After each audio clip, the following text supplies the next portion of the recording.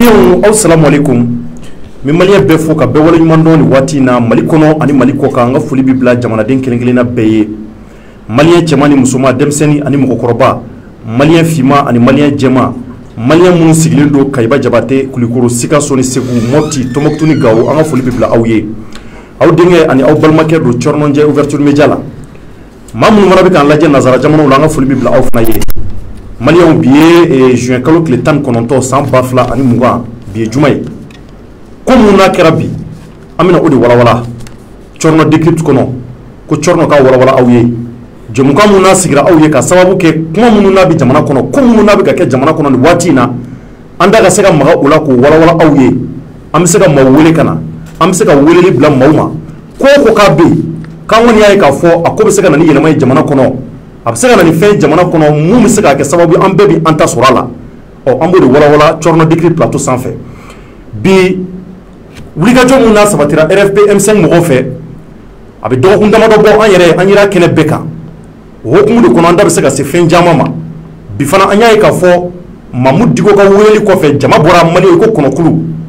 Jama ye bɔli mun kɛ a yira k'a fɔ kumakanw bɛɛ nana sabati waati mun na. Mamudu Diko a y'a yamaruya k'a fɔ ko ni ale tilala kuma na u bɛna lajɛ ni ka se ka taa lettre de démission du président ma Kuruba. Maliyɛnw ko in kɛra cogo cogo an fana da bɛna maga la k'a walawala aw ye. A jɛmukan kɔnɔna na n bɛna weleli bila Isa Kawjim ma. Isa Kawjim ale ye coordinateur ye CEMAS mɔgɔw ka coordinateur don wa a fana bɛ jɛkuluba in na ni o ye RFP M5 mɔgɔw ka jɛkulu. Donc Kawjim an bɛna ale wele téléphone na a ma se ka kɛnɛ sɔrɔ, donc ale bɛ fɛn fɔ n ye an ka se ka faamuyali sɔrɔ mun na. O tɛmɛnen kɔfɛ ka bɔ yen n ye weleli bila an balimakɛ fana ma Ibusi, a b'ale yɛrɛ dɔn, a fana b'a hakilataw fɔ fɛn caman na jamana ko kan. Donc o tɛmɛnen kɔfɛ ka bɔ yen an ye Abdul Niang fana wele. Abdul Niang hakilila maa caman b'ale fana dɔn jamana kɔnɔ, donc ale fana welela bi pour que kuma caman bɛ yen an bɛ fɛ k'a yɛrɛ ɲininka o la sabula jamana ko don. O hukumu kɔnɔ an tun bɛ fɛ Abdul Niang ani Clément Dembélé olu fila de tun ka sigi plateau kan, nka malheureusement Clément Dembélé tun b'ala ka na nka an ma Clément sɔrɔ tuguni. Clément bɛna wele téléphone de la. O hukumu kɔnɔ kuma minnu b'an bolo ka se ka da aw tulo kan maliyɛnw en temps réel. Maliyɛnw jamana ye anw de ta ye. Mali ka taa ɲɛ a ka segin kɔ a bɛ dépend anw de la. Wa n bɛ tile k'a fɔ don o don anw kunnafonidilaw an jɔyɔrɔ ka bon ko la kosɛbɛ. Maliyɛnw o hukumu kɔnɔ anw y'a essayé ka nin sira in k'a dabɔ maliyɛn bɛɛ kama, bɛɛ ka se ka n'i sigi k'i hakililata fɔ jamana ka hukumu kɔnɔ. O sababu de la baara ninnu hali bi an bɛ dɔ fara cɛsiri kan a ka se ka lafiya caman sɔrɔ a la. Mais ɲɛsi Ibusi ma, Ibusi somɔgɔ bɛ di? Oui, Thierno, ça va. Somɔgɔ basi t'i la? Oui, basi foyi. Cɛ ni bɛ n tɔgɔ fɔ i bɛ to ka wuruli dɛ, cɛkɔrɔ. Bon. Ah, dɔw b'a fɔ ko Thierno, e b'a fɔ ko Thierno. Ouais, mais c'est ça. Folikan jumɛn bolo ka ɲɛsin an filɛbagaw ma nin waati la? Ka ouverture média lajɛ nin waati la, n b'u bɛɛ lajɛlen fo la, je les salue tous. D'accord. Bɛɛ ni yantuma. Mais aw yɛrɛ fo ouverture média parce que vraiment aw bɛɛ lajɛlen ye n dɔgɔnin sɛbɛnw ye. Kosɛbɛ. Vous me respectez beaucoup tuma bɛɛ a bɛ n wele a ka plateau kan. Je vous remercie. Merci. Et n bɛ n dɔgɔnin Abdul Niang fana fo. Bonsoir Abdul Niang. Bonsoir. Donc bienvenue à tous. D'accord, merci beaucoup. Donc Abdul Niang, i yɛrɛ ka folikan ye mun ye ka ɲɛsin jamanadenw ma? Ka ouverture média fo, aw bɛ cɛsiri ni wulikajɔ min na fasoko la. Ani ka kuma dayɛlɛ k'a di bɛɛ ma. Opposition côté, majorité côté, n t'a si la côté, kuma dayɛlɛ bɛɛ ye. Ça c'est quelque chose n bɛ min apprécier aw fɛ kosɛbɛ. K'aw encourager aw ka continuer o fana siratigɛ la. Ok. Ka an filɛbaga ni an lamɛnbaga bɛɛ fo nin yɔrɔ la. Maa o maa ye maliyɛn ye i mana kɛ kuntilenna fɛn o fɛn ye. An bɛɛ fɛn kelen kɔni ye tiɲɛ ye,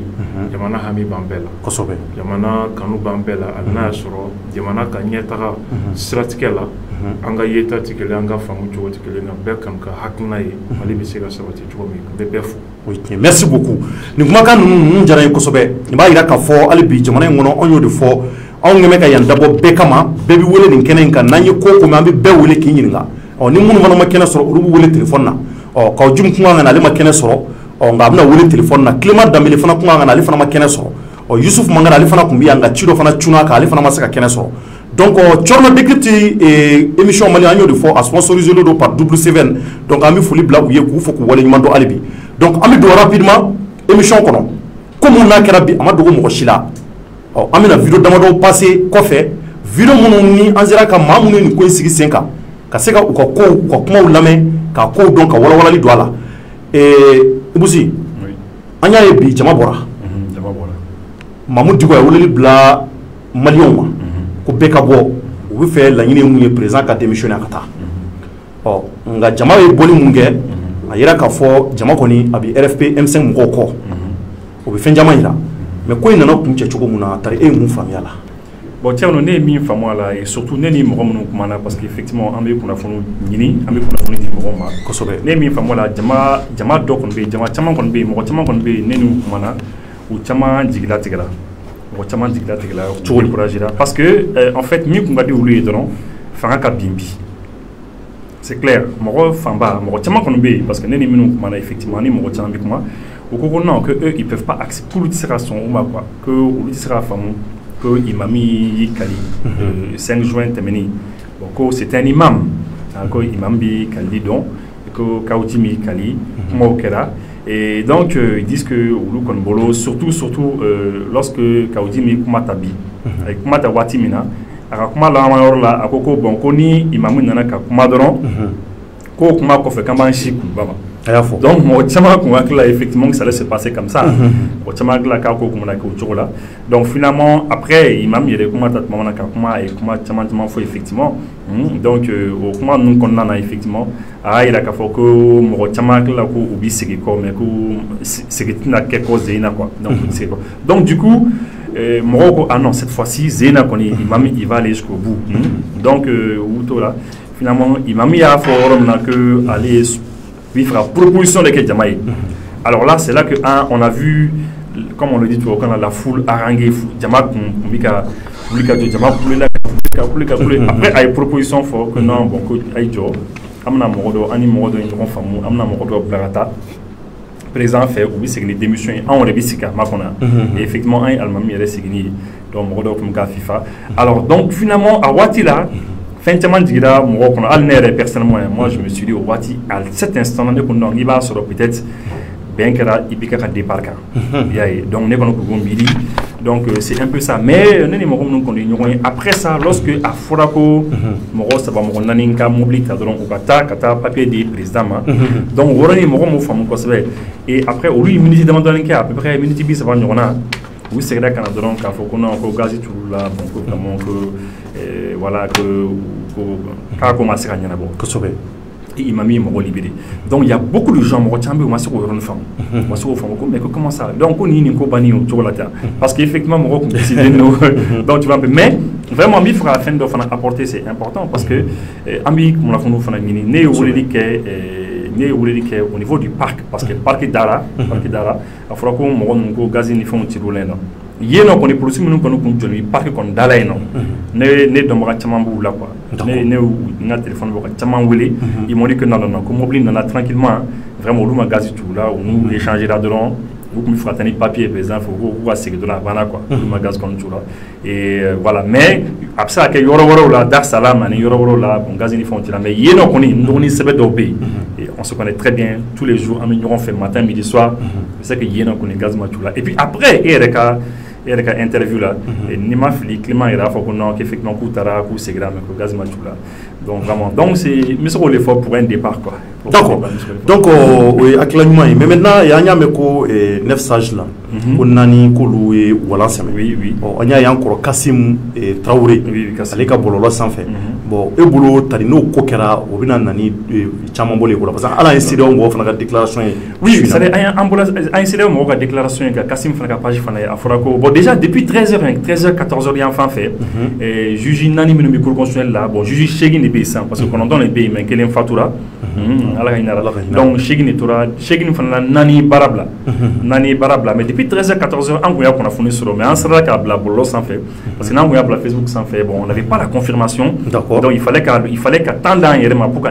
confirmation ɲini mais après an nana ye kɔrɔ Kasim ka page kan an yɛrɛ dalen b'a la n'an ye min y'a ka page kan an bɔra k'u tiɲɛ don donc c'est sûr k'a tɛgɛ da kisɛ kan bon je crois que peut-être que nin bɛɛ fana bɛ don stratégie dɔ de kɔnɔna na parce que imam di ko bon n'i y'a ye imam de don c'est un homme sage a y'a fɔ à plusieurs reprises kabini fɛn yɛrɛ ma kɛ bi kabini manifestation yɛrɛ ma kɛ bi bɔli yɛrɛ ma kɛ bi a kun y'a fɔ ko fɛn tɛ kari foyi tɛ kɛ tiɲɛni tɛ kɛ an tɛ fɛ ka joli bɔn des choses comme ça donc a kun ye apaisement fɔ quoi o apaisement fana faralen kan fɛn damadamani nana minnu kun bɛ se ka peut-être minnu sɔmi ka di k'u lasɔmi joona quoi o ye déjà bɛɛ y'a ye CEDEAO mɔgɔw nana c'est sûr que CEDEAO mɔgɔw bɛ na ni proposition ye comme Moussa Traoré fana ka intervention fana kun kɛra depuis Choguel fana kun intervention dɔ kɛ Choguel kun interview dɔ kɛ Choguel ka interview nin kɔnɔna na je me rappelle déjà kabini o waati la mɔgɔ caman kun y'a fɔ ko nin est-ce que nin parce que c'est comme si Choguel interview min kɛ a interview min di Ndɔgɔni Dunga ma c'est un peu comme si le président Ibeka a kun certitude sɔrɔ ko après vendredi juma kɔni bɛna tɛmɛ o kɔfɛ ani ninnu bɛna ɲɔgɔn ye quoi parce que u ka kumaw na an y'o senti dɔɔni et puis comme il y a fɔ CEDEAO mɔgɔw ka communiqué yira puis ce que je peux retenir n bɛ se ka min retenir très rapidement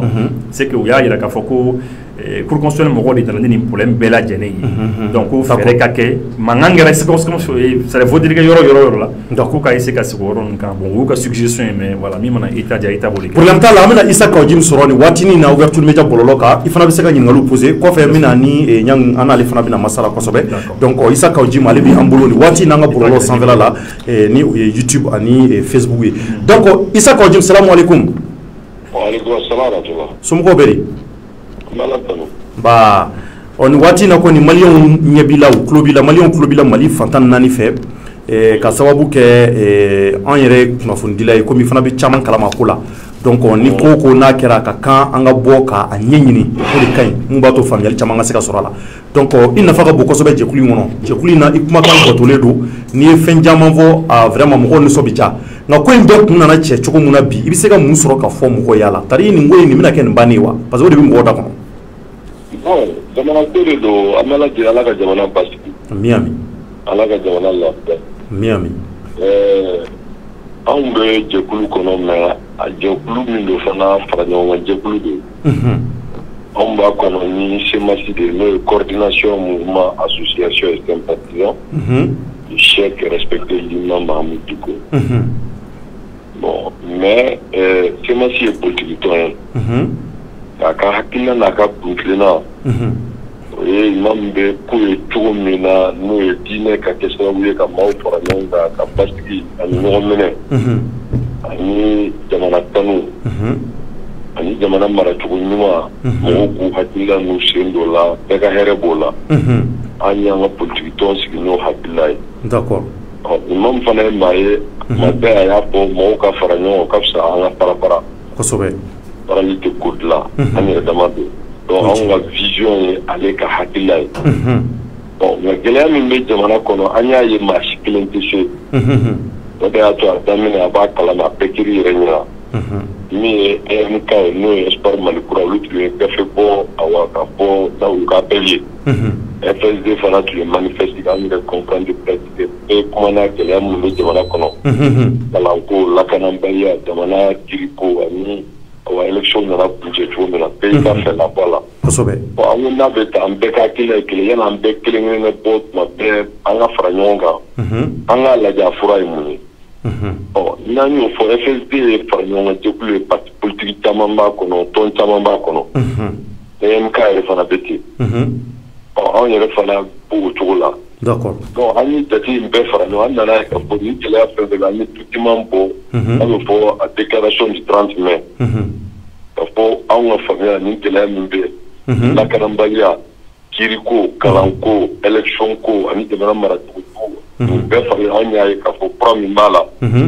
politique la o ye président Ibrahima Boubacar Keïta a ka walan sɛbɛn a n'a ka régime bon o démocratie b'o daga o an y'o fɔ don min na dɔw ko on est prétentieux o fana bɛ faamu mais an ye maaw wele le 5 mɔgɔw bɔra hakɛ la hakɛ min kun ɲɔgɔn ma deli ka kɛ bon o la kulu wɛrɛw nana politique tɔnw fo ka se syndicat b'a la bi n'o ye syndicat STM ni bɛɛ b'a la bon premier ministre kɔrɔ caman donna la parti politique caman nana fara kan plateforme caman nana ba donc an ko a tɛ ka to nin kulu saba dɔrɔn na o kuma le 5 juin n'o ye mouvement ye fo ka k'a la ka kɛ rassemblement des forces patriotiques parce que dɔ bɛ se ka kɛ CEMACI la FSD la IDMK la mais i bɛ Maliko la kosɛbɛ donc an ko maintenant mɔgɔ limanen don ka fɔ Mali bɛ gɛlɛya la président Ibrahima Boubacar Keïta tɛ se tugun o kuma o bɛɛ k'i yɛrɛ ye fɛn in na o de ye fɛn fɛn jɛra ni 5 juin bɔli ye n'u bɛ faso ko la n'a bɛ fɔ rassemblement des forces patriotiques donc an y'a kɛ o kulu ye k'a fɔ maintenant an ye wele fɔlɔ min kɛ o jaabi ma sɔrɔ o la o kuma an ko maintenant wele filanan ka kɛ n'o kɛra bi Donc kuma nyebla la mise ka min fo on be jekulu de l'économie nan kelente ngani pedo donc an be de faranyo ani anga clé politique la ko demana dum bora ka ti kunwa mina bi mo bora Bamako mo bora Kay mo bora mo bora Sikasso mo bora France mo bora Amérique on ko da pila a famera bi ka fani kuma mi ko to bu mana c'est pas prétentieux maintenant yin ngali mi est-ce que ni a banéo ay ko bani na bamalia te ko be tla tu na la minute chodi voilà parce que kele ni be personne ko kele be mo ma nyo famu mina o ya an ga yin ne ka fa ka joro bla ka ri dinga boy to mo shima sole ke ko tamana koro mai atamanche mai tamana kliki mai tamana kalanche na tamana wari tuna tamana jiri tena tamana election tena président mo ka ke te mo ma sol go lawo na mo ma perminga kaka puya naga fanga akila peut-être que la bo yoro la kelabi donc ani que la pe ko tamana dem bora ka si hakemi mati ni akila ni démocratie tien président Bokar Keita nano mo wera tanga to ga fo ma mimbe o e ka fo tamana dem para famba pe ni dale ka pula donc on est mini ni peuple ga la ni ya ani peuple ga si pas donc na beaucoup on tronque peuple o tien mais la majorité aujourd'hui avec nous parce que peuple te donne représentativité ko de do ni assemblée ta ga la je mo que ni bida ni wulu la de ta et vous savez que mo million tan ko na wo me muna be ke parce que comment mo million tan ko ton ka wa ko ko parce que vous ka représenter de wa odo bon ni an ko nu ta ga la je malien su ko de M5 ko bon ni président ko le su ko mal ko ni malien be ko ka ta ka pola ni akila ko ni alere kan ka so ko atala on met à proposition ni on a une proposition non c'est capé d'abord on doit apprécier non c'est d'abord on doit apprécier mais le président n'est pas le peuple depuis le peuple a dit qu'il tourne 2013 il a dit au pape le mot là va démissionnaire kosobe mais ni a et puis muso fara démissionnaire ka pas mo aga to mo soupe mo histoire matériel donc on a dit carte ici à l'international comme à local ni à CDAO nana candidat de mala au de la gadewa ok ezra be o mo ya fo la pesra maintenant il a pas ko ni a bani ayi amena si kalaje ko ministre flakera a réaction de la témoigne na na réaction ke on met l'action qui pour la parabla o ababla fa ni peut le temps c'est pas pour lui d'accord voilà donc wa ira ka publika joro na même ko chambe ka bla bololo ka ko aw tungo ko zina tatna tipo to la kabna do jokono o mais sarige il sera mun sura ka fo ulum koy mais intergue il y a des expressions politiques pour illustrer à ce longtemps amati poto là parce que anya bolimike ni j'ai une tatu mobo o koro ka fo anga bolikena an bɔra ma da boli ma an y'a ɲini k'a fɔ an bɛɛ bɛ taa imam dans son rôle un homme sage un homme éclairé a ko a b'a ɲini an fɛ bɛɛ ka sigi mɔgɔ saba ka taa ni papier ye kosɛbɛ a tilara to ka taa polisiw ni gendarmes ni gardiw bila ta la ko mɔgɔ tɛ taa an seginna ka na donc a yirala peuple y'a ye bi k'a fɔ nin débat min bɔra an tɛ bado ye an tɛ karilikɛla ye an tɛ faso karila ye o ba mu ngania turu kono ka foka mena boko chi amena boko kari amena amafu ike mais ben nana ka fo bi pacifiquement démocratiquement non seulement ma diabiti wili kera fara ko ta papier da mama so papier ko mais ale na mingo mais on va ta le tayo c'est pour le peuple kosobe quand on est parti pacifiquement de l'étamboulou mais même en temps normal on peut aller déposer un dossier au secrétariat général de Boulevard. Il pourrait faire actiser des réceptions, mais quand même, Balikata, au Farara, il y aura qu'à fond, donc voilà la vraie nature du pouvoir. Oui. Donc, en famille là, bon, ça montre qu'on gagne l'habitude. Mais réellement, est-ce qu'on t'a dit que gazi tira la bodo kala ka foko gazi machi am fe ngo kuma do se gazi tira mo ga ko fla de la ameta c'est officiel maintenant mo do la on ma ko ke on do au comptabiliser mais on ça va de déléguer officiellement c'est légal on tara au yamare maduma anga teme ansigina kana contrandi ke beyo meo kosobe imam ye kuma ta ko bo ni inflenye ale bolo exemple na so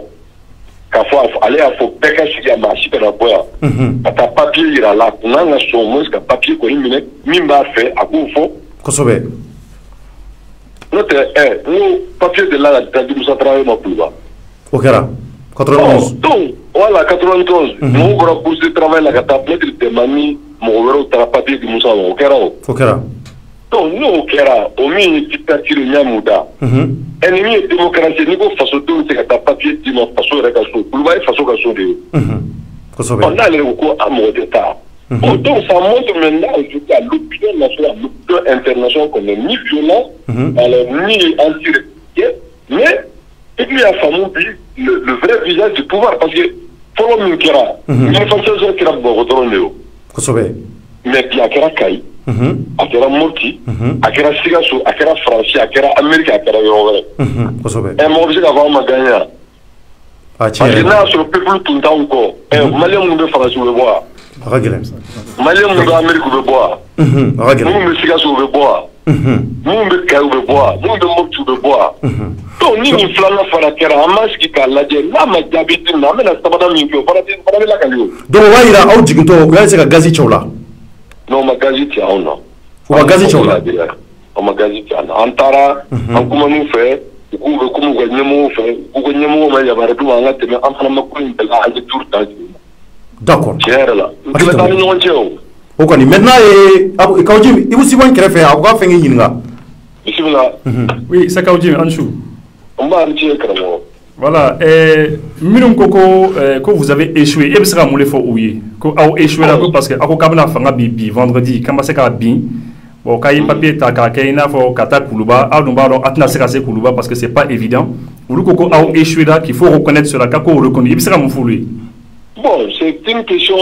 d'opinion. Je pense que c'est le peuple qui apprécie. Si le peuple est avec moi, il n'y a pas d'échec. Et le côté, c'est-à-dire que le pouvoir là, quand on dit que nous avons un gaz, je crois que le peuple dit comme ça. On a un bora canal, on a un marfamana, on a un gazimana, on a un menu, on a un madouma, on a un clé, on a un million, on a un poliquet. C'est parce qu'ils sont convaincus qu'à me faire mini, c'est pour la cacao.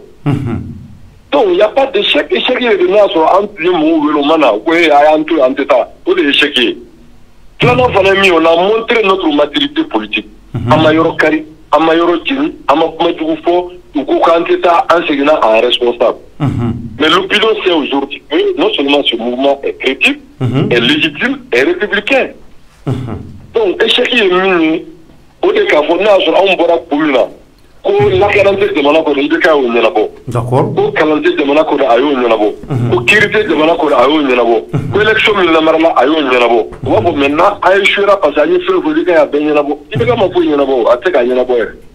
parce que le problème n'est pas que mo be ka ke de ka ko c'est pas c'est sa fonction là tu fais la mota to ko ça kramo demana de ba boulot demana de milliards et nous dans mon budget moi avion min ba boulot demana pas de kalo sera ni unité mun be dama kalo ko million kele ni million bitu no be dama ngwa impôt de do kosobe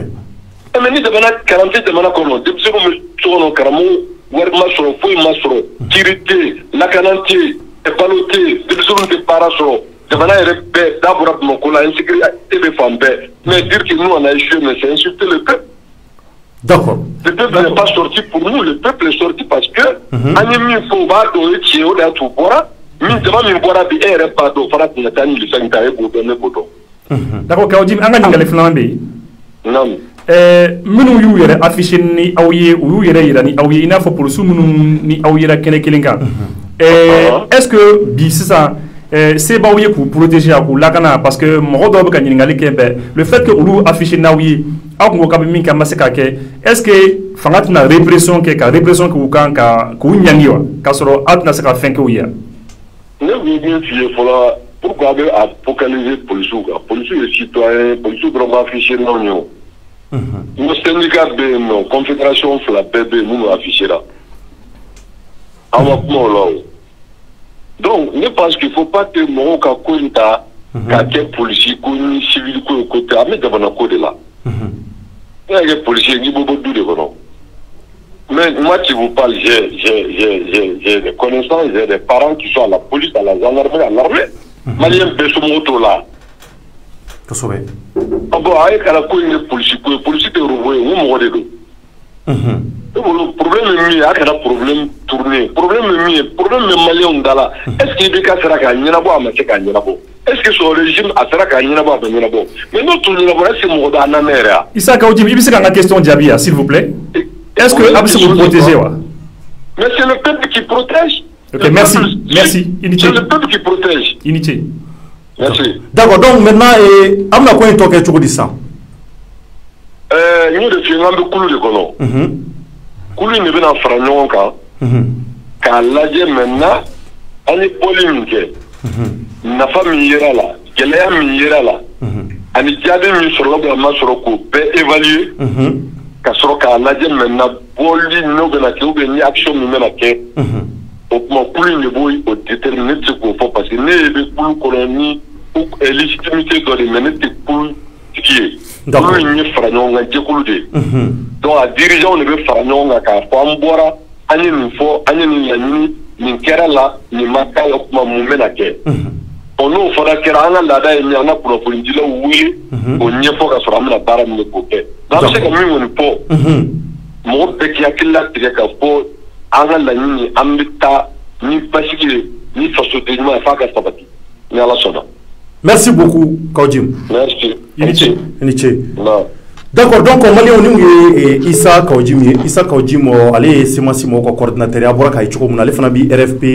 M5 kononana RFP M5 muni a jekuli badoni ou tamake bi kuka la nyine président ka saka démissionner donc ay ngali nu ten ko la ngali munu nabi jamana den do dakono mununa donc aka ka uluka foyer pour que aka seka voilà donc menyashi Abdul Nyang ale banga plateau ko kuma nyanya fo chukumuna donc anga ngakla ka Clément fana wele en même temps mais mi adressé Abdul Nyang yaninga ngali poser ni tama imbela parce que ira ka fo kosaina e bora ye vidéo ke ye fenjaman fo parce que ala nya ka fo ko ashrafa yare jabilu ke akola donc ira ka fo Mamoudou ko mo yare chama ko futlene du kono ko sabla ki kuma fo Mamoudou ko mako muma bewma bon ere bulu est-ce que kuna fo ndila ka baraka ngake uyewa je crois que mo be kuma cha mafonema mais jamais uta irila ko ayeni ndi kuma jugu indi fo kuma jugu do ka soba keni pour moi neta miracle mo be se ka match soni ikanima ikani te sababai ani ya ni kuma jugu fama je vois pas n'était au rapport là quoi d'accord no de tundo je crois que lui est fait mi fo ibekama ne mo yo fo imam maflola mais pourquoi diamanatiki comme on fanate keleta ko lu segere ko est présent ne ni wa keta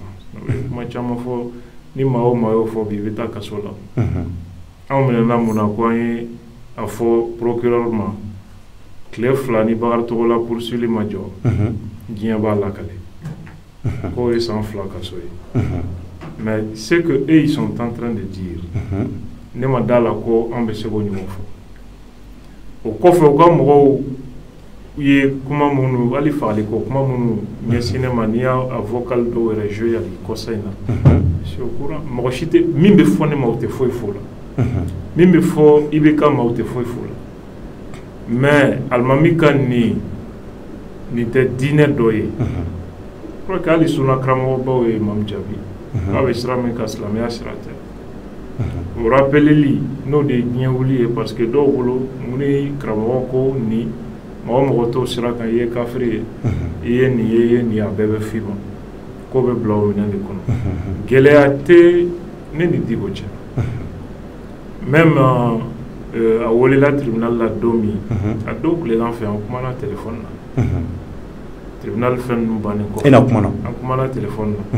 isa ko ndi mi fleni ko ko ni ko in kono ay boroke fo sema si siège la ni isa ko ndi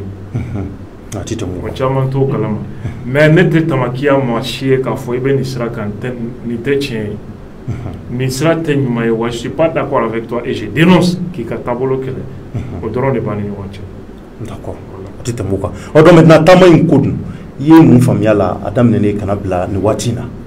Je crois que ko in daminɛ ne ni Njimi yɛrɛ ye baro caman kɛ. J'étais d'accord avec la démarche. Ne yɛrɛ ye vidéo fɔlɔ min kɛ ne ye président de la République ka directeur de cabinet lagosi kosɛbɛ. Parce que président mɔgɔ caman tɛ min kalama président de la République ni parti politique cɛ relation ani dugutigiw ni diinɛ ɲɛmɔgɔw cɛ relation bɛ directeur de cabinet de kɔnɔ. Présidence cabinet constitution article 34 o bɛ kuma o de kan. Il a un budget pour ça. Comment se fait-il que wagati dɔ la Bamako dugutigilakaw muruti la président ma cɛ ma mɔgɔ si ma y'u ye. Jɔnni ye? You, le directeur de cabinet. Les gens, tu vois que elle est retardée. Ou à ma chita non. Donc à tɔgɔ de You. Mɔgɔ ayo. Ale yɛrɛ ni mɔgɔ mun, ale yɛrɛ ka baara ye président ni minnu cɛ relation olu yɛrɛ chita non. O kuma fɔli yɛrɛ ale o tɔɔrɔ ne kɔrɔ ka se hakɛ min na sisan je dis ne ye mun juguman de fɔ olu fana bɛ ne nɔfɛ ko n y'a dɔgɔya n ko n ye mun juguman de fɔ sariya ko e de ka rôle ye nin ye e ka rôle ye mun ye parti politique yɛrɛ t'a dɔn dugutigiw t'a dɔn diinɛ ɲɛmɔgɔw t'a dɔn n ko semasi filɛ ni mankan min na normalement sani ko ka taa yɔrɔ jan ale de kan k'u wele ka président informer a kɔnɔna la n ye ouverture yɛrɛ kɛ n ko ka dialogue dayɛlɛ. Au vidéo de kɔfɛ Issa Kaonji minnu taara kuma ni excès. Donc à ce moment on fana ye ton durci. Mais Njimi ye min fɔ personne ne dit que c'est pas normal a man ka kuma tan. Mais ne de ta bɛ fɔ. Sinon ne kumana ni nin de bɛɛ b'a kalama fɔlɔ la. Ni Issa Kaonji min ye baro caman kɛ n teri don. An bɛ kuma caman fɔ ɲɔgɔn ye danaya kuma caman fɔ ɲɔgɔn ye. O kuma fɔ yɔrɔ tɛ public ye. Parfois a bɛ n wele fɔ a bara. An bɛ sigi an bɛ baro kɛ an bɛ thé min an bɛ dumuni yɛrɛ kɛ i bɛ dumuni kɛ mɔgɔ min fɛ yen o ye koba ye dɛ surtout an bɛ tile min na. Mais o ye bi yɛrɛ o ye bi. Mais il y a même pas longtemps j'ai dit juma il y a 2 semaines seulement dɔgɔkun 2 dɔrɔn ko nin daminɛna samedi vendredi ne tun bɛ semasi siège la ni Njimi bɛ baro kɛ. Ni alimami dɔw ye heure 1 ɲɔgɔnna kɛ an jɔlen b'an sen kan an bɛ baro la ko an bɛ IBK lataga ne ko aw b'aw yɛrɛ segin a tɛna se ka foyi lataga an ye heure 1 de kɛ ɲɔgɔn ta kɔlɔsija la yen. Donc pour moi mɔgɔw bɛ kow diaboliser cogo min na ni tu n'es pas kow ɲagami ɲɔgɔn na kuma sugu bɛɛ ne y'a bɛɛ mɛn. Donc ninnu ka nin wulikajɔ in kɔnɔ ne bolo u ye fɛn fɛn fɔ Njimi yɛrɛ bɔra ka kuma a ye min fɔ sisan a ko mɔgɔ si m'olu sɔsɔ. U ye gɛlɛya fɛn o fɛn ɲɛfɔ nin ye mɔgɔw y'u sɔsɔ ko kelen pewu min na k'o ye président de la République tagali ye. Donc ni i ye kuma 100 fɔ bɛɛ ye jo d'i ma 99 bɛɛ la mais mɔgɔw ko nin kelen tun fana bolo o de kɛra gɛlɛya ye olu ma. Jama ye 99 to i ta la ko kelen pewu n'i fana bɛ jama bonya n'i fana bɛ gasi dɔn i kan k'o kelen pewu ne t'a dɔn min b'i dɛsɛ k'o to yen fili kɛra donc o yɔrɔ de kɛlɛ don o yɔrɔ de maa caman dusu tiɲɛnen b'u kɔrɔ o fana dɔw yɛrɛ tɛ hali IBK ka mara fɛ mais olu diminen b'u kɔrɔ nin yɔrɔ de la n'i ye président bɔ yen jamana bɛna mun n'i y'a ye CEDEAO da donna a la cour constitutionnelle ko kuma tɛ o assemblée ko kuma tɛ o kuma min b'u da n'o ye président d'encarler le président. Oui, mais quand Njimi kuma dɔ fɔ je pense que c'est important quand Njimi ko ni ji bouchira ni ji bouchira dɔ la il faut que ka a déboucher de pour que ji ka se ka tɛmɛ donc ale ko in bɛ kunkolo parce que fura ɲinina olu ye wulikajɔ kɛ pour que Bugoyi ka se ka taga donc u y'a ye k'a fɔ Bugoyi taalen ale bi fɛn caman bɛ yen ko minnu tilala ka gɛlɛya u ka fɔli la ko olu y'a ye k'a fɔ a kunkolo yɛrɛ de bɛ yen tant que u ma ta ka bɔ ji ɲɛ ji tɛ tɛmɛ. Mais n'u y'o fɔ an ye bi anw yɛrɛ vraiment ne bɛ maliyɛnw de ɲininka sisan maliyɛnw ka jaabi ye jumɛn ye. Parce que Bugoyi ko wagati olu de ko problème bɛɛ ye Bugoyi de ko fo ka taga n'o taara ko hɛrɛ bɛ na anw y'a fɔ a wagati n ko non n'u bɛ président de nɔfɛ u y'a ci ka bɔ an da bi n'u ko non k'u y'a ye ko Bugoyi tɛ ko président yɛrɛ de don o fana ye kabako kuma ye dɛ donc ne kɔni ka jateminɛ na n'i y'a ye CEDEAO da donna kuma na n'i ye président ben bi a kɔlɔlɔ tɛ dan Mali dɔrɔn ma hali Mali sigiɲɔgɔnw bɛɛ b'i ka kasara yala C'est pourquoi CEDEAO mobilisera ou pardon tieni min be se ka kɛ nin ko u ye u ka sariya dɔw rappelé ko sariya de y'u se yan le protocole additionnel démocratie ni bonne gouvernance kan CEDEAO tɔgɔ la o sariya b'a yira k'a fɔ fanga si tɛ ta ni bɔlɔn kɔnɔna ye fanga si tɛ ta ni marifa ye fanga si tɛ ta cogoya la constitution ma min fɔ wa maa si tɛ to fanga la constitution sɔsɔli kan c'est-à-dire ni constitution ko 2 mandats ni ko i bɛ 3 ɲini CEDEAO tɛ jɛn i ka t'o la u y'u hakili u ka mission de y'u se yan ça veut dire que CEDEAO man na k'u ye jiko ko kuma fɔ u ye courant ko kuma fɔ u ye insécurité fɔ CEDEAO man na ko u ye assemblée de cour constitutionnelle CEDEAO man ni si fɔ président gɛnni ko kuma min b'o da CEDEAO nana o de la donc o kɔfɛ nji min ye kuma caman fɔ ko u bɛ min nɔfɛ n'o ɲɛnabɔra insécurité justice école santé ninnu ye problème ye minnu bɛɛ senna ka ca san 40 ye ma daminɛ bi a ɲɛnabɔli fana c'est pas du jour au lendemain peut-être insécurité i bɛ se ka fɔ bi diɲɛ fan bɛɛ de don n'i ko justice dilanni o tɛ président de la république dɔrɔn ye o président de la république ka se ye kiiritigɛlaw mago bɛ se min na kiiritigɛlaw mago bɛ ladon cogo min na k'o d'u ma mais kiiri tɔɲɔ a n'a tɔɲɔbaliya o bɛ juge de bolo da et je crois que justice mɔgɔw yɛrɛ delila ka sigi dɔ k'o la pour que justice bɛ se ka laseni cogo min donc n'i ye corruption ko ta ka école ko ni fɛn bɛɛ ta nin bɛɛ bɛ adamadenw cogo de la n'i ko président ka nin ɲɛnabɔ ni o bɛ ɲɛnabɔ don jumɛn même dans 30 ans an bɛna an yɛrɛ sɔrɔ nin problème kelen ninnu kɔnɔna na olu yɛrɛ ye bɛ ka ta 2013 ni problème kelen ninnu de ye ɲɛnabɔli kama donc ne kɔni bolo u ka kan ka jɛ ka sigi de kɛ ka hakili jagabɔ kɛ an bɛ se ka dilan kelen kelen cogo di an bɛ se ka mun dilan bi an bɛ se ka mun dilan yanni san kelen cɛ yanni san 2 cɛ je crois que u ka kan k'o kɛ sɛbɛn ye u ni jamanatigi ka jɛ k'o baara kɛ gouvernement d'union nationale ko fɔra semasi y'o fɛn ninnu c'est des maliens ni compétence min b'u bolo u yɛrɛ bɛ ka nin problème min fɔ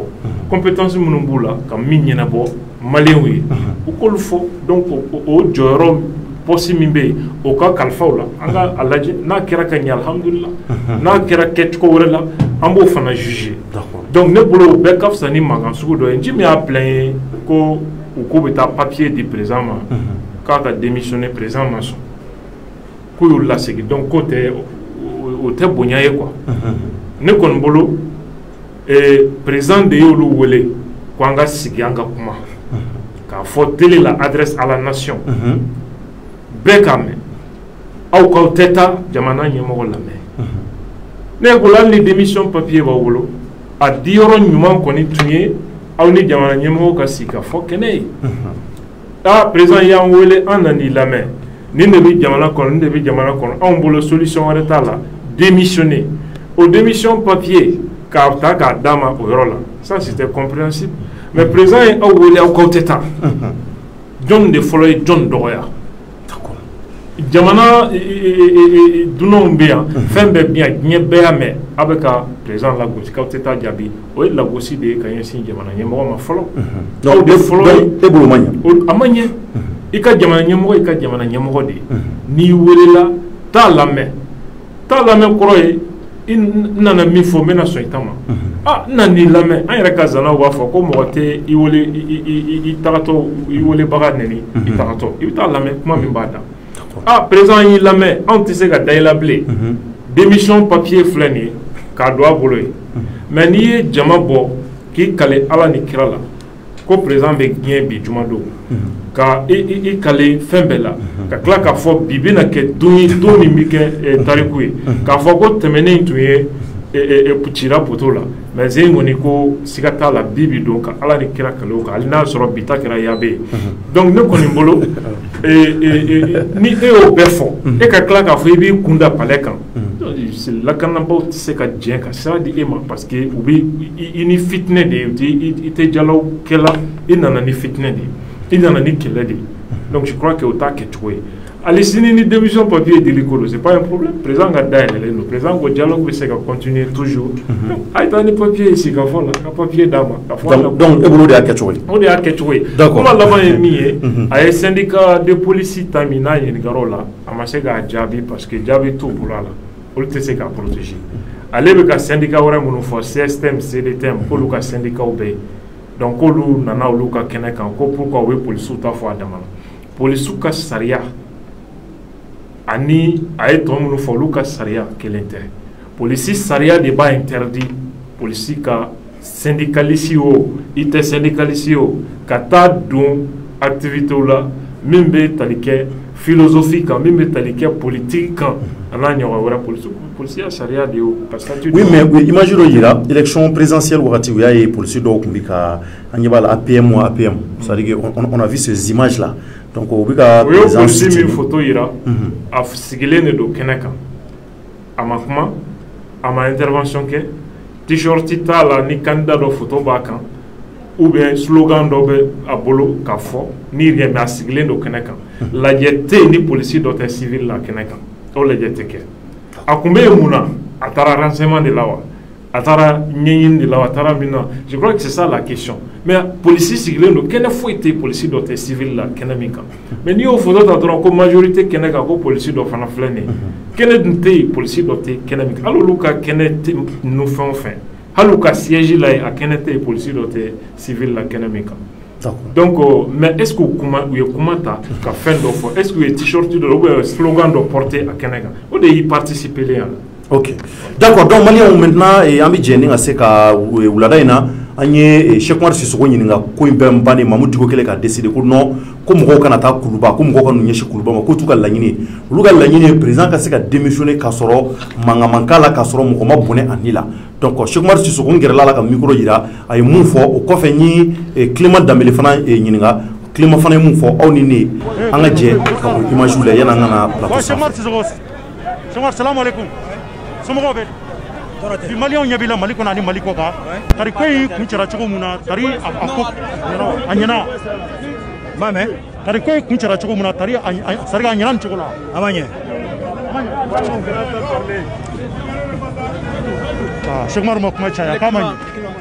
Clément Dembélé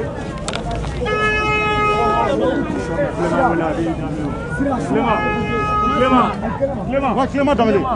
d'accord on b'a lajɛ ni ka se ka Clément fana ɲininka mun b'a to a ka se ka fɛn fana fɔ an ye an ka se ka faamuyali sɔrɔ a la d'accord donc Clément somɔgɔw bɛ di Clément tari baasi t'i la an y'a mɛn ko aw de ye lettre de démission ta aw de ye lettre de démission ta nin cogo la ka taa n'a ye kuluba a ko kɛra cogo de réellement yɛrɛ komi e tun bɛ jama la ne de tun bɛ ka délégation conduit Kawjim tun b'a la représenté ani Choguel Maïga ale bɛ FSD représenté an wulila an taara parce que n'an ko ko jama i n'a fɔ bɛn kun kɛra la cogo min na k'a fɔ bɛɛ ka wuli ka taa ɲɔgɔn fɛ an ka démission déposé an sera n'a kana na kɛ tiɲɛni ye sabu an ko k'an bɛ mouvement in kɛ ka sɔrɔ a ma kɛ ni tiɲɛni ye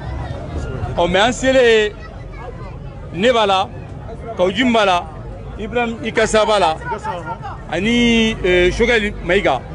an selen Waraba Filaso masunya la u ye an taara sɔrɔ sɔrɔsi caman finitigi caman n b'a fɔ ten parce que n t'a dɔn ni sɔrɔsi don finitigi caman u ni gaziw ni mansinw jɔlen bɛ ka kuluba sira tigɛ an y'a ɲini u fɛ k'a fɔ u k'a to an ka tɛmɛ sabu an bɛ fɛ ka taa papier de di pacifiquement an y'a préciser an ta kɛlɛko tɛ an bɛ fɛ ka taa papier déposer dɔrɔn k'a yira IBK la k'a fɔ jamanadenw ko k'a ka fanga bila maintenant u ko k'an k'u kɔnɔ k'u bɛna weleli kɛ k'u bɛ segin ka na u taara kɛrɛfɛ weleli kɛ u seginna ka na kana fɔ an ɲɛna k'a fɔ ko ko yamaruya ma d'an ma k'an ka yɛlɛ o waati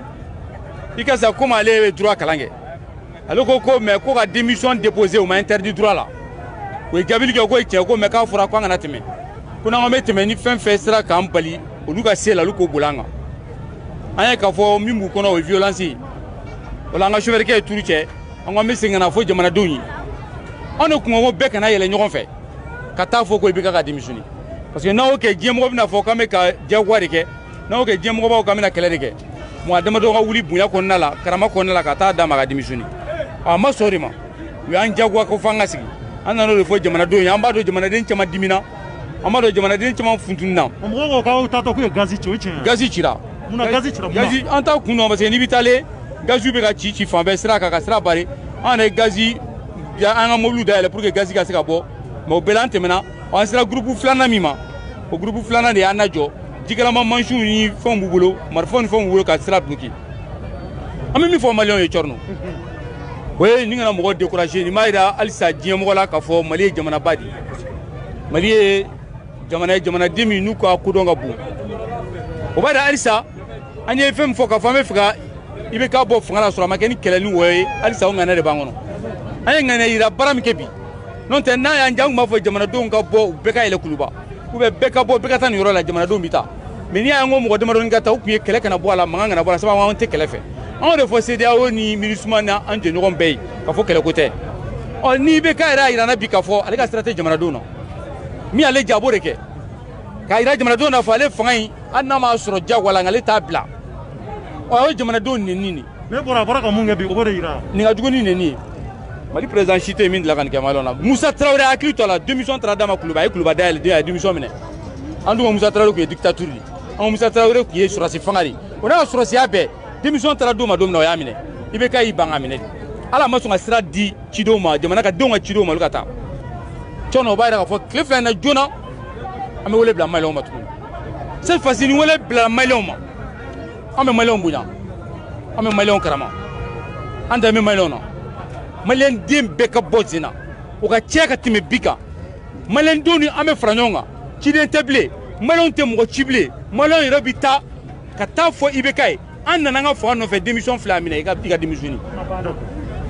mais maliyɛnw kana dimi a tigɛ ni kɛlɛ tigɛ ni mankan ye mɔgɔw kana décourager k'a fɔ ko nin kɛra an bɛ kɛlɛ non kɛlɛko tɛ IBK ma fanga ta kɛlɛ la fa tiɲɛ tɛ wa a b'a bila a sɔrɔ kɛlɛ tɛ donc an b'a fɔ miliyɔnw taara so kana taa so donc ne tɛ se k'o fɔ ne yɛrɛ ka taa so donc o de la to n mɛnna yan nɔ fo bɛɛ ka taa so tuma min na mais siɲɛ wɛrɛ n'an bɔra ne bɛ min ɲini maliyɛnw fɛ ne ɲɛmɔgɔ ko kan ka taa so an ka to yan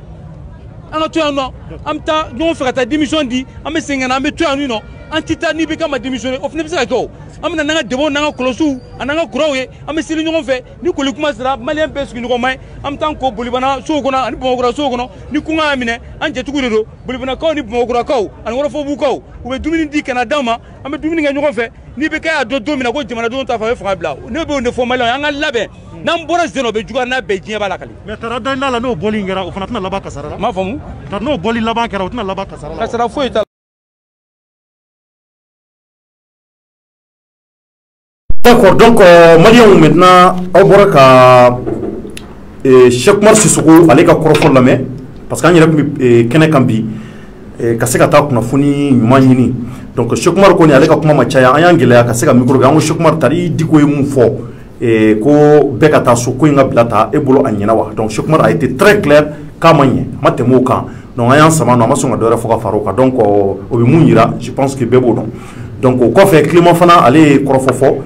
Clément ka kumaw y'a yira k'a fɔ ko vraiment u taara Kuluba ko kɛra cogo cogo a y'a fɔ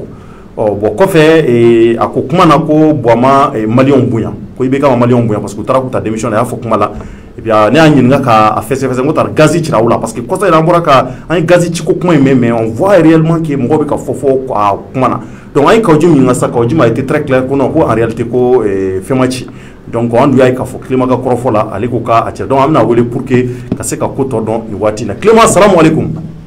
Malikum salam. Somɔgɔw bɛ di? Basi foyi tɛ na Njaye. Tari fɛn t'i la kɔni? Non, basi tɛ na Njaye. Ba Clément Jara. Ayi David. D'accord, Clément ni waati in na i bi ouverture media bɔlɔlɔ sanfɛ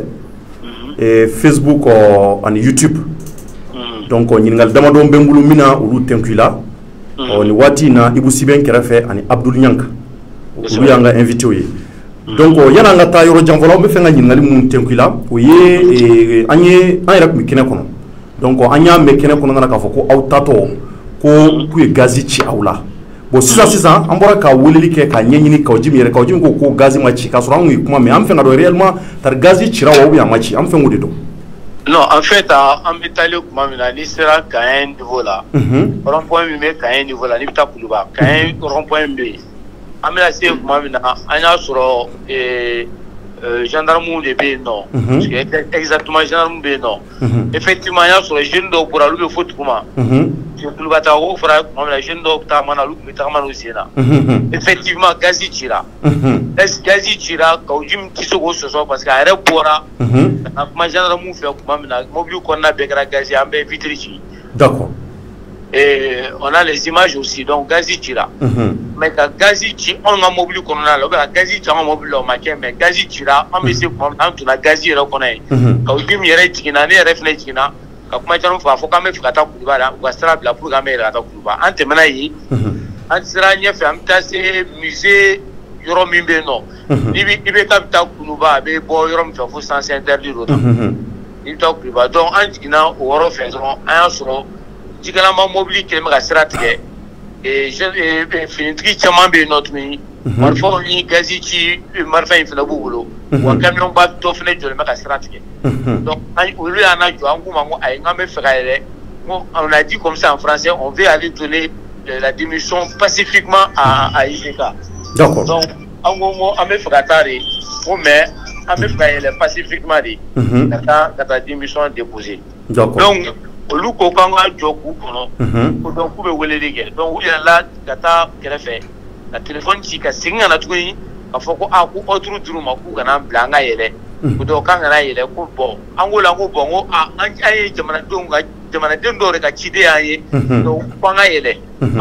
bon, si vous voulez passer par la force, on sera obligé d'utiliser la force. Donc, au travail à mobile pour la Kanati, donc je vais qu'il y ait tout sur la Katika, Boni, Enadai, Enakrodai. Donc, en attendant, nous collaborons Nantara. Angata fo Mamoudou Dikoyana aka fo ko amaseka yele ki ka se jamana do le weekend ka fo amaseka yele donc démission ga di jamana do era mamu ko ka ambeka franyo ga ambeka jangata akana keni kelel manga ma ambeka tangata démission di oni jona mu me jama kumola o mo ko kumola donc o ko jamana do mbere kumera o de ko fe Mamoudou ko so kuma ta ka fo donc ko wati were amena franyo ga ka bonne formule were ce qui sera l'article 121 de la Constitution qui a la désobéissance civile. D'accord. Donc si je comprends bien, Gazi Machi Aoulanga Otara sur Gazi Chileno. On me sait trop Gazi Chigamena, mais on m'a Gazi Yeshi on est Makachi, on est là. Ok, d'accord. Le Gazi Chi manifestant les femmes fait, mais au final on est docteur et Gazi Cornalay. Mais au moins Gazi Yeshi on est directement pour que Gazi Chi on est comme mobile là au maquetti. Très bien, d'accord. Donc maintenant, comme on y venait pour un débat avec Abdou Niang, mais il faut quitter la Seganaki, c'est un débat qui est pourquoi? Non, il y a un débat qui est parce que Abdou Niang a bien comme le professeur Abdou Niang. Donc, comment aller mon gros bail, aller Kalani. Bon, n'abé ne will Abdou Niang, nous avons non, mais n'abé will Abdou Niang a débat là. Nous avons démissionné comme nous avons la 6 ans, nous avons dono. Abdou Blakata, ça c'est son niveau. Mais moi je ne peux pas faire le débat avec son niveau parce que nous ne faisons pas au et puis nous avons un fini. Comme il est maintenant à Rennes sur le terrain, et puis à Toka, Tatouamo qui est à Colombe, qui est à Dana, mais nous devons nous. Bon, et niveau quoi les débats? Nous avons dit que les tambours, nous avons plateau à débat là. Avec un jeune qui a un bon niveau qu'il a, et puis qui est sage, Mani, Bounani, Karamae, Ali Hakili. Bon, à Koko, Yang Né, Amirumo, Abdoulaye Nanguru. Ah, d'accord. Lui, il est professeur. D'ailleurs, mon gosse sera mon mieux, mon yenamaï, mon mieux, Koudon, avec Willemita débat. Mais, après, on a dit que Abdoulaye Nanga débat. D'accord. Qui fait la 6e année à nous le débat. D'accord. D'accord. Donc, mais professeur, ça dit que on a fait comme Malien Béambébi, Falambébi Bala. Donc, à Caron, Jamana ina vraiment Bekabé. En antéka de Mohamed, ou de la Guinée. Non, qu'elle est là. Oui, je sais, mais comme il va watcher mais Ali,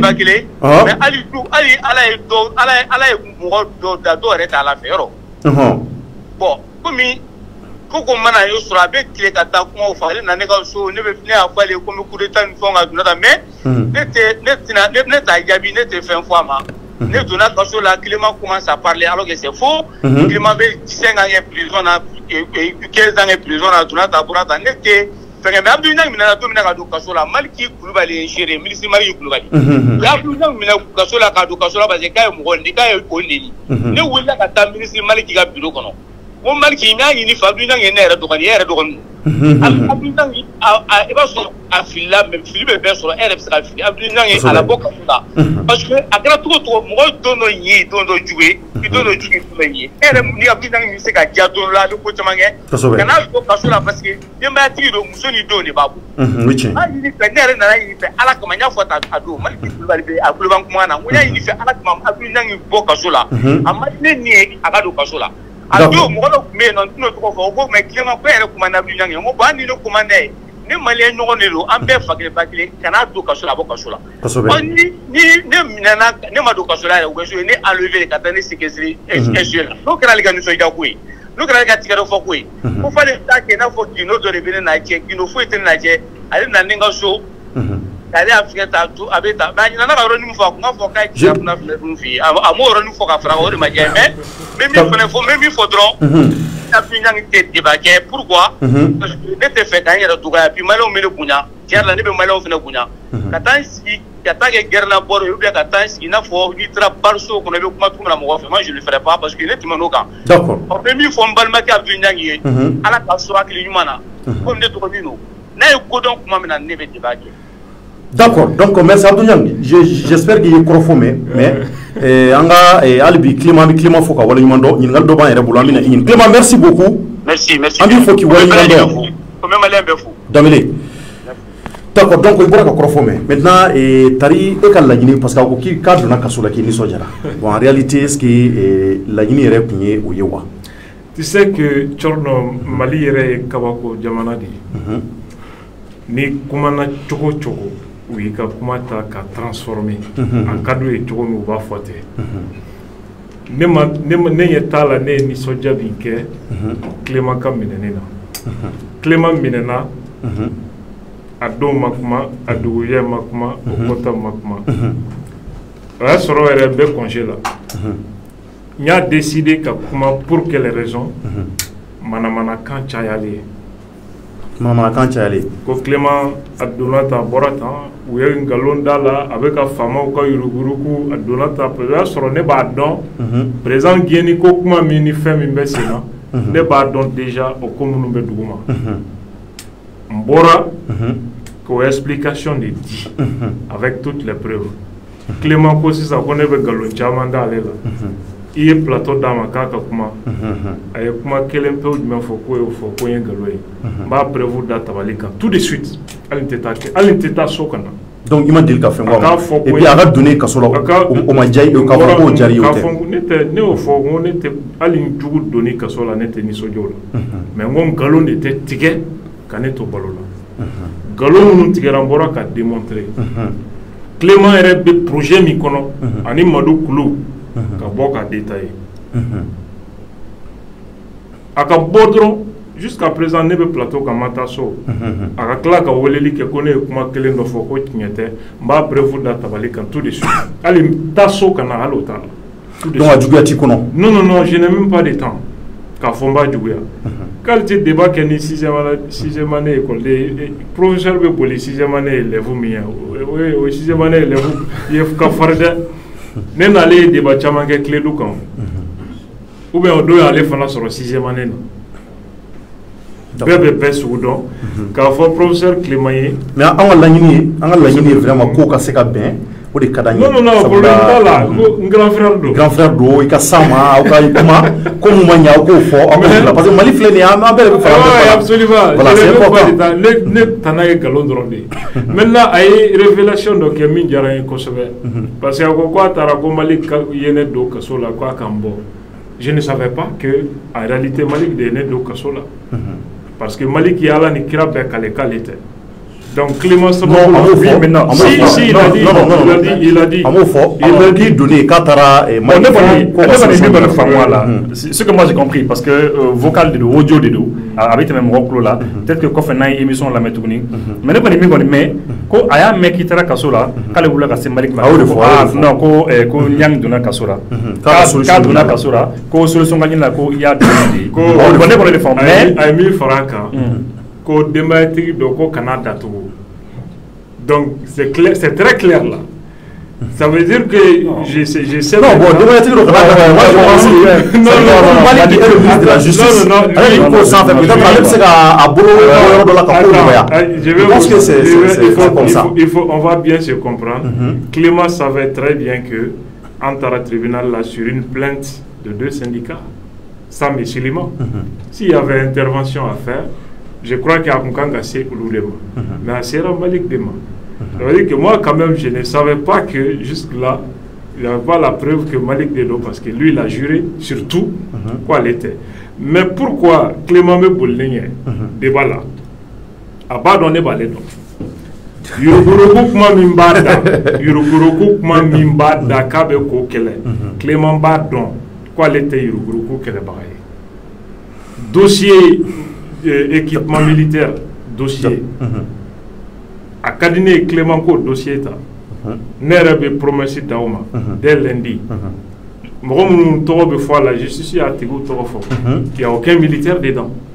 Pourtant, il parle des généraux milliardaires. Où milliards ça m'a caboni marché là. A cabinet à cause dossier ta n'erebe faraga ambe yala mali fambe ka meeting ke équipement militaire ni avion présidentiel ko là. D'accord. Lui a date maola. Donc Mimbola. Nyanko Oedono Boro. Ambe ka nyombela de l'offre. Oedono Boro inchallah moi je pense que amena angelia pour que vraiment une climat au de karanye ampe ka anteke nyoko majama mu gobe ampe ka wulika jola. C'est très important. Donc ibusi menyashi ma clé climat ka korofola ko boyer kama malion bunya. Parce que le coffre avec comment sont à l'aide de mission. Toi tu penses réellement que au comment tara et comment mi nyoko mena quoi. Bon, réellement, ça dit bon, non, en fait, au Mandi, les voitures au Mandi, mais voilà, moi je crois que, non, je crois que l'ouverture média, c'est un grand plateau Badou, c'est-à-dire, moi, à mon avis, c'est-à-dire, ce que moi je retiens, surtout de ce qui s'est passé, moi je retiens que peut-être que le fait que CEDEAO Morondana, Imam Fana, bon, Ayaye, bon, Kata Turomena, médiateur je crois qu'il faut que Kokada, quoi, il faut et puis il fait peut-être parce que moi, on est abonné au journal d'Ola. Des journaux qui sont à l'extérieur, mais Ubanga Djamana la donc pratiquement 4 manquants, qui est Financial Afrique, donc c'était un bon journal. Kosanina où il prenait musique à Tali dégré Doni, il y a une musique Tali Minke Nioro, où il détaille d'Audi, peut-être c'était intéressant. Après ça, qu'il aurait Fanako ou Fana sera joué Kako Fanano Doni, parce que effectivement, quand on prenait musique ni les premiers ici doit fait quoi parce qu'à reconduire là où il y a reconnu quelques premiers ici donc effectivement à doit par rapport à cela et puis comment la fin de c'est vrai que vous qu'on m'a annoyé quoi m'a c'est que à mamounouné quoi que vraiment que do qu'on mandat mais je crois que le fait que déjà à son âge doit qu'il y a qu'à premier ici déjà ça c'est déjà important pour moi parce que moi mi fait qu'à aulatera notre que la mo ni trop fait na tigi do qu'on qui que à la qui méga procédure des choses comme ça on ils font que je crois que déjà au bay apaisement ils font moi j'ai beaucoup aimé cela donc comme je l'ai dit médiateur au bay et puis la dernière fois il y a un fora plateau fana kan orba moi Ibeka c'est un homme chanceux chanceux Ibeka là parce que ni Ibeka ka parcours là il y a la tour mona ka positivement occupé tour mona et puis avait échappé à chaque fois qu'au bobina avait échappé là ni plateau que la dernière fois j'ai dit que attention c'est Ibeka quand même c'est un homme chanceux on sait pas ce qui peut se passer donc après à une seule intervention il fana yi ou nous Moussa Traoré nous général l'ancien président qui moi, dès que j'ai analysé qu'on a, j'ai eu l'impression qu'au don, il y a un ticket sur le ticket, m'a assuré que vendredi, après vendredi, il sera là, et puis, on a un là, et pour qu'il soit commandé. Et moi, je pense sincèrement, je pense que, comme on a gagné Toro, quand on a Mali, on est Borabi. Même si 10 Maliens sortent, un Malien tambola, fin de quoi. C'est-à-dire que le président a l'a dit, à coup la main, à coup bismillah. Quand il sait qu'à comment nous y pour qu'il y ait un fora sur le problème chamana. Voilà, fora sur le problème chamana. D'accord. Donc vraiment, elle est attendue que Mayenne n'a pas là-bas dit hali bi Abdou Niangma donc on b'a laɲini vraiment an ka area en tant que sinon manifestant ka laɲini kun ye olu ye mun fɔ kɛnɛ kɔnɔ an kun bɛna o la passer mais bon je pense que voilà donc technicien sera d'an ma donc an bɛ se ka lajɛ k'o partie jouer parce que an taalen kɛnɛ kɔnɔ an yalala ka mɔgɔw ɲininka donc mɔgɔw y'u hakilila ta fɔ donc an b'a lajɛ ka se k'o vidéo passer yan'o ka passer an bɔra ka CEDEAO mɔgɔw fana ye déclaration dɔ kɛ kɔsannin na an y'a ye ORTM kan k'a fɔ ko u bɛna lajɛ yɔrɔ minnu bɛ yen ko mankan kɛra a yɔrɔw la i b'a fɔ Sikaso Mopti commune 1 je pense mais même là ça aussi je l'avais dit plateau ka effectué a ka plateau kelen kan d'accord que ka ni assemblée ka suspendre attendant c'est vrai kɛlɛ kɛra yɔrɔ min na ko yɔrɔ lajɛ quoi d'accord donc bon CEDEAO a fɔ ko jamana ka rapidement solution sɔrɔ la k'o yɔrɔ ka se k'o élection kan donc an y'o mɛn donc o kɔrɔ k'u bɛ ka IBK de kɔnɔ sa a ka jaabi kɔnɔ la donc an ka jɛ an ka vidéo in lajɛ ɲɔgɔn fɛ. Ouverture média do Maliens ɲɛ bila bi Mali kɔnɔ ani Mali kɔ kan mais tari ko in kun cɛra cogo mun na donc Maliens an b'a lajɛ hali bi ko in kɔni a yɛrɛ ɲɛ b'a la a nana kɛ nin cogoya kelen de la ko mun kɔni n'a nana kun cɛ ta ma n ko Diko ko bɛɛ ka taa so mun na ko in kun cɛra cogo mun na e ye mun faamuya la tara bɛnna e ma wa a bɛnna ne ma cogo di n bɛ tɔ ɲɛ f'i ye sisan n'a ye mɔgɔw bila sisan ka taa an ka kɛ yɛrɛ i bɛ k'a k'i démissionner organisation internationale Union européenne minnu faso dunan bɛ minnu bolo u y'a yira k'a fɔ coup d'état olu t'a accepté jamana si la tugun i bɛ k'a ka démission rendre Mali sara Mali constitution kɛ cogo di assemblée président de bɛ to intérimaire la 21 jours plus tard 60 jours est-ce que min bɛ assemblée kɔnɔ bi o ka d'an ye wa non assemblée de bɛ ci fɔlɔ gouvernement ka ci cour constitutionnelle ka fɛn kɛ a bɛ fɔ ko bɔ a ka taa aw m'o yɔrɔ ye o n'a ye démission rendre bi o de ka d'ale yɛrɛ temeli de bɛ na Diko y'o yɔrɔ ye ne b'o kalama n y'o fɔ a ye maintenant i dalen b'a la k'a fɔ ni Diko ye maaw labɔ siɲɛ wɛrɛ tuguni tari maaw bɔ nin cogoya kelen la juma wɛrɛ tɛ n'a ko hali sini a ko mɔgɔw ka bɔ jama bɛ caya ni nin Diko ko don wa an b'an yɛrɛ ɲini n'a de an bɛ jahanaba de kɔnɔ an b'a bɛɛ k'a labɔ Diko ko de don wa kɔrɔfɔ laban jumɛn bolo ka ɲɛsin jamana ka bɛɛ fo ne kɔni ma maaw dɔn n'a ye ne wele hali fajiri na walayi ne bɛ na parce que n b'a dɔn a t'a yɛrɛ ka kɛlɛ la ne b'o dɔn Diko ka n'a ka di n b'a ka dumuni dun mais n y'a ye a ka mɔni sumalen don fɛn bɛɛ b'a bolo bi mais a wulila k'i jɔ ala de y'a bila nin mission in mais n'a ko an ka taa ni i bɛ k'a ye démission la ni sa tɛmɛli de bɛ na koyi Sanogo y'a kɛ yan o ma puruti ka b'a bolo wa jɔn kɛra jɔnkun na tɛ yan maa min t'a dilan a t'a tiɲɛ an ma nimisa donc a y'a to an ka taa ta. Merci beaucoup. Ma fɔ k'u taara sisan k'a ye gazi t'u la u seginna mun na an bɔ k'u ma ye an bɔ k'u ma ye awɔ an ye dɔgɔtɔrɔ ye an bɔ k'u ma ye an bɛ jɛkulu mun na o ye a jɛkulu filɛ nin M5RFP awɔ donc aw fana b'a jɛkulu la awɔ an b'o la mais an hakilinata ye mun ye a ko la an hakilinata ye mun ye a ka taa dɔrɔn Mali ka bɔ dingɛ in kɔnɔ a ka taa an bɛ ka coro de ou bien e yɛrɛ b'a dɔn a ma se an k'an da ca o la aw yɛrɛ ka dɛmɛ bila a ka taa yɛrɛ dɔrɔn a ka taa dɔrɔn an b'o de nɔfɛ c'est ça an tɔɔrɔla an sɛgɛnna min ka d'a ye an kana segin so yɛrɛ mais comme imamu kumana an bɛ segin so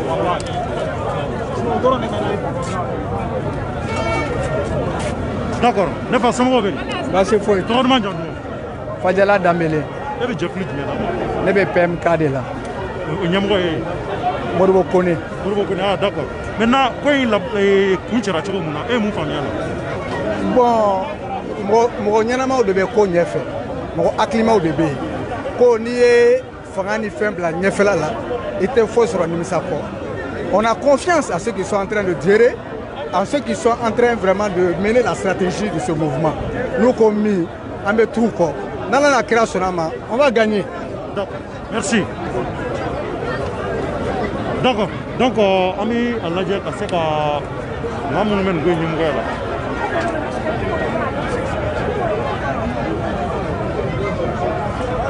d'accord donc an bɛ mɔgɔw ɲininka mɔgɔw hakililata ye nin mun ye nin ko la ne fa somɔgɔw bɛ baasi tɛ an bɛ ala ta i bɔra ka Diko ka décision mɛn maa minnu bilala ka taa k'u bɛ taa lettre de démission di président ma donc i bɔra ka kɔrɔfɔ mɛn ko i kun cɛra cogo min na e ye mun faamuya la bon ne ye mun faamu a la fɛn fila de don c'est vrai que an nana bi pour que a ka fɔ ko démission kɛra effective ye o de ka d'an ye parce que malien ka nin tɔɔrɔ hali tile kelen a tɛ se k'a supporter tuguni mais n'i y'a ye a y'o fɔ fana a ye hakilina ko min fɔ k'an k'a bila dusu ɲɛ o fana ye ko dɔ ye parce que n'i bɛ fɛ ka mɔgɔ bin bɛɛ i k'a to i k'a bin fo k'a nɔrɔ kɔ de o ye mun ye an ko siɲɛ fɔlɔ an ma tiɲɛni kɛ bi siɲɛ filanan an tɛ tiɲɛni kɛ wa an y'a ɲini an ka mɔgɔw ka taa lɛtiri d'a ma olu de ye gazi ci mɔgɔ saba la mɔgɔ saba u ye gazi ci o de la donc ni médiation mɔgɔw nana an k'a to olu ka bɔ dugu kɔnɔ ka semaine kelen di ne ka hakilina ye min minɛ u ka kuma na o ye ka problème de déplacer ka taa olu ka kan na i y'a faamu siɲɛ fila a b'u ka kan na a ma fɔ fɛn ye laada ye saba de o fɔlɔ filanan sabanan an tɛ fɛ u k'a fɔ an ye de k'a fɔ k'an ka na meeting la yan tuguni an bɛ na yan de ka marche de kɛ an bɛ na yan ka marche de kɛ san kɔni an bɛ taa Sebeni kɔrɔ de wa an bɛ taa Kuluba de wa ou bien an bɛ taa ORTM de la an kɔni an b'o décider voilà donc e bolo ko in kɛra cogo min na a ɲɛna ne bolo ko in kɛra cogo min na n dusu kasilen don a la dɔɔni nka ni hakili ja ka bɔ a ɲɛna mun na a ɲɛna parce que a fɔra an ka chance di hali bi dialogue de ma mɔgɔ wɛrɛw de bɔra dugu wɛrɛw la u ko k'an ka wagati dɔ d'u ma i y'a faamu n'u ko k'an ka wagati dɔ d'u ma an fana y'a jira u la k'a fɔ tiɲɛni kulu t'an ye an fana bɛ se k'a fɔ an fana ye chance di président ma ale fana ka kan bɔ mais a m'a bɔ o la ni mun don siɲɛ sabanan an bɛna dɔn mun kɛra inchallah merci beaucoup merci d'accord donc maliyɛnw a bɔra k'ale ka kɔrɔfɔ mɛn an bɛ taa hali bi an bɛ ɲininkali tenku mɔgɔw la donc ko in kɛra nin cogo la maa minnu sɔrɔla ni ka taa ni lettre de démission ye u nana k'u y'o de fɔ ko gazi cir'u la sanfɛ o mun kɛra an bɛ ka yaala ka mɔgɔw hakilata ɲininkali kɛ dikɔ ko bɛɛ ka taa so k'u k'u hakili jagabɔ tuguni ko in n'a bɛna sabati cogo min na donc a yɛrɛ ɲɛ b'a la ne fa somɔgɔw bɛ di ne fa somɔgɔw kɛnɛ somɔgɔw kɛnɛ tɔɔrɔ t'an na ko in kun cɛra cogo min na e mun sera ka fɔ hakilila wɛrɛ t'an fɛ ayiwa ko in kun cɛra cogoya min na i y'a mɛn o y'an dɔgɔya de i y'a faamu moi si président mana kɛ cogo o cogo fɛn o fɛn filɛ nin ye a b'i ka mara la an bɛɛ b'i ka mara de la n'an bɛɛ b'i ka mara la ko mana gɛlɛ cogo o cogo an k'i ka démissionner i ka fanga bila hali n'o kɛra an ŋaniya ye e ka k'an bonya n'o tɛ ni jama min filɛ n'an kun ko an bɛ taa Kuluba sata bɛ sa balo ta bɛ balo n'a bɛ kɛ min ye a bɛ k'o ye mais Mamadou Diko y'an ɲɛmɔgɔ ye ko non k'an kana ko in kɛ ten ko bɛ délégation mɔgɔ saba ci a ka taa an ka ci lase i y'a mɛn u y'u wulu gɛn ka b'u da la donc sisan jɔnni bɛ mankan ɲini n'i y'a jɛkulu fila la anw ni gouvernement jɔnni bɛ mankan ɲini sisan a fɔra ko an ka cidenw ka taa cikan dɔrɔn de fɔ u y'u gɛn ni ko min bɔra o kɔnɔ sisan jɔnni nana mankan ye ala sago i sago gouvernement bɛ mankan de fɛ donc diɲɛ k'a fɔ i bɛ k'a ye olu y'u ka ciden bila ka na o k'a fɔ i bɛ k'a ye an t'a fɛ bi an t'a fɛ sini a k'an ka jamana to an ye ale don ale to an bɛ balo diɲɛ na yan ala sago i sago i tɔgɔ duman jamu ne tɔgɔ ko Babilen Cɛnta awɔ d'accord donc maintenant e bɛ fɛ sa komi Diko ko hakili jagabɔ bɛna k'a ko la u bɛna lajɛ n'a sɔrɔ siɲɛ sabanan ko bɛna k'a la donc e bolo o hakilata in diyara e ye o hakilata ma diɲɛ ka da mun na Diko b'a dɔn ni siɲɛ sabanan n'ale ye jama wele tuguni u ye gɛnni min kɛ bi n'ale ye jama wele tuguni a tɛ laban foyi la ɲɔgɔn faga tɛ donc ale tɛ Diko tɛ sɔn ka mɔgɔ wele tuguni nin ye nin ko bannen de ye tan ne bolo voilà merci beaucoup dɔɔni t'a lata fewu an kana ɲɔgɔn nɛgɛ dɛ dɔɔni foyi t'a lata fo an ka bɔ de ka ban ka don ka tile saba k'an ti don o dɔrɔn de bɛ lata sinon dɔɔni t'a la parce que fanga de ka d'a ye a ti foyi fɛ ni fanga tɛ a ti foyi fɛ ni fanga tɛ a bɛ fanga dɔrɔn de fɛ n'a fɔra k'e ka tile saba kɛ a kana don so e pɛrɛlen don ne pɛrɛlen don a kama ne pɛrɛlen don a kama n'u ko an ka tile saba kɛ an b'a kɛ yan an ti don ne tɔgɔ de Mamadu Sila Desira merci beaucoup an kɔni waya min kɛ a ma bɛn u b'aw nɛgɛ de ça fait u b'a fɛ k'aw ni bɛɛ ka de bila ɲɔgɔn na pour que u ka mɔgɔ ɲana an kɔni mɔgɔ ma ɲɛ yɔrɔ ça fait an bɛɛ bɛ tugu i bɛɛ ka de kɔ aw ye denmisɛnnin aw ni bɛɛ ka de bɛ sigi o koma jamana bɛ dilan cogo min na u ye trompeur de ninnu ye trompeur de an ka ɲɛmɔgɔ min b'aw ɲɛ sisan a bɛɛ trompeur de fɛn dɔ de dir'u ma o de kama Ça fait 3 fois. La première fois, deuxième fois, troisième fois, on va le nettoyer. On y a douté, on y a boussé,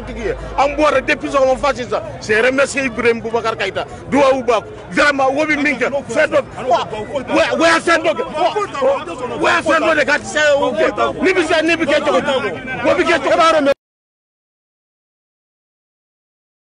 D'accord, donc Maliens maintenant ayre boraka krofoye ani kuma di mamun tale do tamaina. Donc boraka mun vo ayre boraka men. Donc beni akilata maintenant on a devoir dini nantara yoro la nga kuma udi mamun tara. Donc an se ka kuma di bema mun garsiga manam bema olu de basoro. Donc anyu odike. Donc je pense qu'ay kuma comme famille. Maintenant microfo et laban yeshi Abdou Niang. Maintenant ayre boraka kuime. I bɔra ka ye ko kɔni kɛra nin cogo la I ye kaw jim fana ka kɔrɔfɔ mɛn kaw jim ko tɛna k'a laban u bɛna ɲɔgɔn jɛrɛw kɛ tuguni bon vraiment e hakilata ye mun ye de votre dernier mot pour que vraiment nin ko ninnu bɛɛ ka se ka ban hɛrɛ ni baden kɔnɔ. C'est-à-dire ni imam ye bi a ye position min ta n y'a apprécié kosɛbɛ parce que a ye ɲɛmɔgɔya position ta bi en même temps a ye hakilitigiya position de ta. Mɔgɔw kan ka fɛn dɔ kɔlɔsi ko in daminɛ ni bi cɛ président gɛnni ko kuma imam ma a yira clairement a bɛ kuma ni tamasiyɛn de donc minnu farala ɲɔgɔn kan ka kɛ kulu ye CMAC ni FS2 ni EMK olu de bɛ président ka démission nɔfɛ u y'a fɔ o da la ka kɛ papier ka signer. Bon, mɔgɔw bɛ CMAC di ko ye CMAC la mais n'i y'a ta statutairement et juridiquement di ko tɔgɔ foyi tɛ CMAC kɔnɔ ko parrain de don mais n'a y'a sɔrɔ CMAC ye ale de ye a y'a yɛrɛ effacé à ce niveau. C'est pourquoi CEDEAO ka délégation nanen u ye FS2 ni CMAC ni fɛn mɔgɔw reçoit à Damana. Quand dit qu'on reçoit à Damana, ça donne l'impression que c'est deux parties différentes. Et en diplomatie, c'est toute une stratégie. Peut-être fait Mikerabi, peut-être que dit qu'on a acclamé kono bi manifestation tout ce boama, mais bombe désamorcée ni faire doyer. Est-ce que cela faisait partie de la discussion avec la CEDEAO ou autre? Bon, on sait qu'au commande une fois, de diplomatie d'eau, fait jamais au kono. Mais ce qui est indéniable, est hakimaya pas de guerre,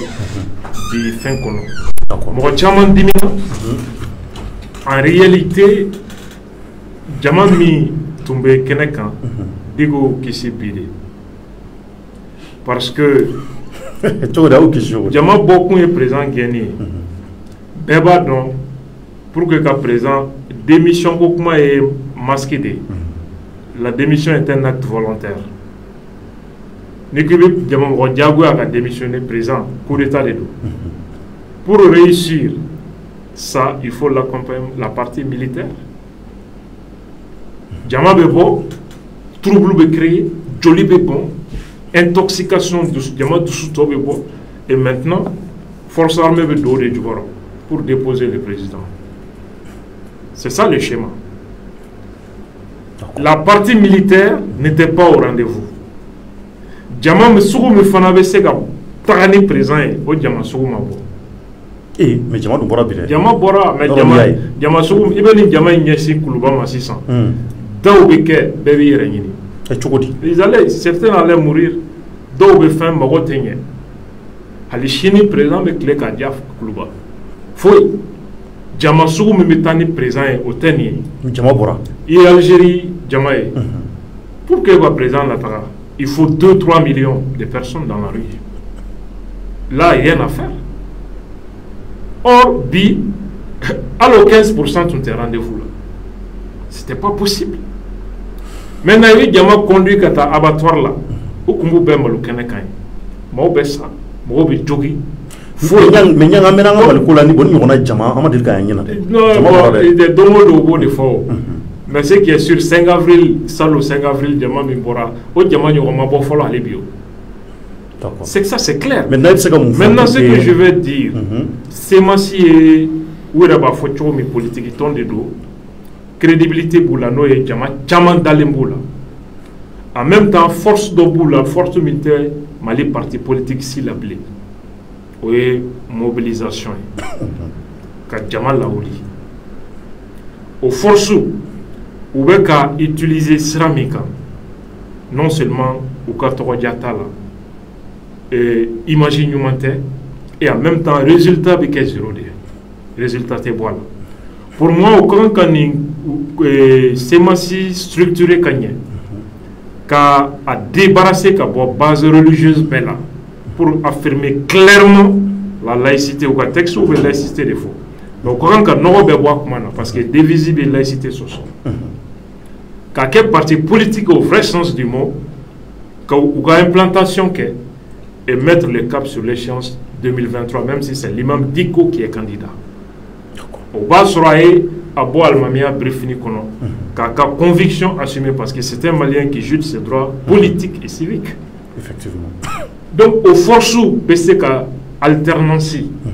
qu'est 2023. Parce que classe politique discrédite les dommages dans l'inter classe politique là. Donc, allez le cas présenter aujourd'hui comme une alternative, même si on a co-croyé, peuple co-croyé de Nini 600, il peut devenir ça, mais il sera quand